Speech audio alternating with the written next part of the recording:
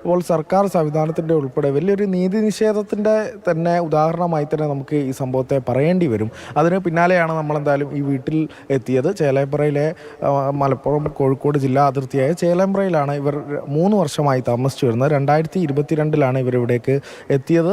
അതിന് ശേഷമാണ് അവരുടെ മകൾ ഇവിടെ വെച്ച് ആത്മഹത്യയൊക്കെ ചെയ്യുന്നത്. ഈ വീട്ടിൽ വെച്ചാണ്. 3 വർഷത്തോളമായി ഇവരിവിടെ താമസിച്ചു വരികയായിരുന്നു. ഇന്നലെ വൈകിട്ടോടു കൂടിയാണ് ഈ ഉടമസ്ഥരുടെ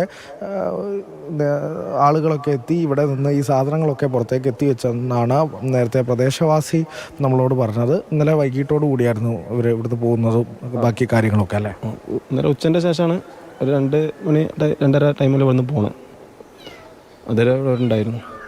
അതായത് പിന്നെ ഉടമസ്ഥരുമായി സംസാരിക്കാൻ പറ്റിയോ? ഈ വീട്ടുടമസ്ഥരുമായിട്ട് സംസാരിച്ചു? ഉടമസ്ഥ ഇന്നലെ ഇവിടെ ഉണ്ടായിരുന്നു. അതിന് മുമ്പ് സംസാരിച്ചിട്ടുണ്ടാവും. ഇന്നലെ വന്നപ്പോഴും അവരുണ്ട്. അവരുടെ ടീമാണ് സാധനമൊക്കെ എടുത്തുവെച്ച അവരെ ആൾക്കാരാണ്. അവരെന്താ പറഞ്ഞത്? എന്താ അതിനെപ്പറ്റി കറക്റ്റ് ഐഡിയ ഇല്ല.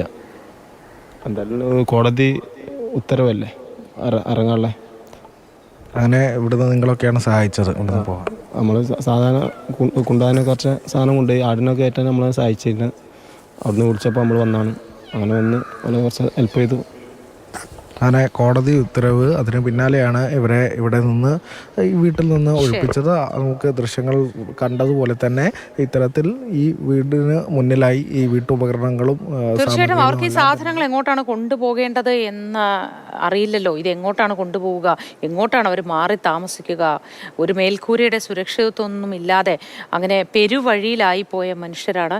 കോടതി ഇടപെടുകയായിരുന്നു. ഇടപെട്ട് വീട്ടുടമയ്ക്ക് അനുകൂലമായ ഒരു വിധിയാണ് ഉണ്ടായത്. ഇവരെ വാടക കുടിശ്ശിക ഉണ്ടായിരുന്നു. അത് സാമ്പത്തിക ബുദ്ധിമുട്ടുകൾ കൊണ്ടാണ്, പരാധീനതകൾ കൊണ്ടാണെന്ന് നമുക്കറിയാം. പക്ഷേ അതിൽ കോടതി ഇടപെട്ടത് ഇങ്ങനെയാണ്. പക്ഷേ പെരുവഴിയിലായിപ്പോയി. ഇനി നമ്മൾ ഉറ്റുനോക്കുന്നത്, മാതൃഭൂമിയാണ് ഇവരുടെ ഈ അവസ്ഥ ആദ്യമായി പുറത്തേക്ക് കൊണ്ടുവന്നത്. ഇനി ഉറ്റുനോക്കുന്നത് വേണ്ടപ്പെട്ടവരെങ്ങനെയാണ് ഇക്കാര്യത്തിൽ ഇടപെടുന്നത് എന്നതാണ്. സ്ഥിരമായി താമസിക്കാൻ ഇവർക്ക് ഒരു കൂരയുണ്ടാവുക ഏറ്റവും അത്യാവശ്യമാണ്. നല്ല മനസ്സുള്ള മലയാളികളിൽ പ്രതീക്ഷ അർപ്പിക്കുന്നു. ആരെങ്കിലുമൊക്കെ ഇടപെടുമെന്ന പ്രതീക്ഷയിലാണ്